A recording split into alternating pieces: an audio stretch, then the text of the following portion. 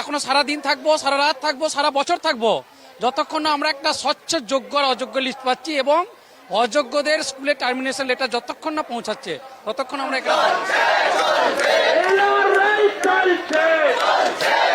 বলা হয়েছিল যে 21শে এপ্রিলের মধ্যে স্বচ্ছভাবে যোগ্য অযোগ্যদের লিস্ট ওয়েবসাইটে পাবলিশ করা হবে। কাল 21 তারিখ গেছে, বিকেল 4টে বেরিয়েছে, সন্ধ্যে 6টা বেরিয়েছে, রাত 9:30 বেরিয়েছে, কোনো লিস্ট আসেনি। এখন নতুন করে একটা টাল বাহানা চলছে কি না 1 নম্বর 2 নম্বর 3 নম্বর কাউন্সিলিং এ যারা ছিল তাদেরই যোগ্য, বাকিগুলো অযোগ্য।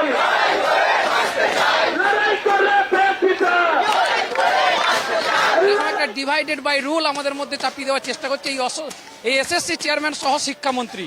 তাই আমরা এর প্রতিবাদে মুখর, কোনো ডিভাইডেড রুলের মধ্যে আমরা যাচ্ছি না। আমরা এক হয়ে থাকবো যতক্ষণ না সবার যোগ্যতা লিস্ট আসছে এবং অযোগ্য একটা আলাদা লিস্ট হচ্ছে। কি করে পৌঁছাবে?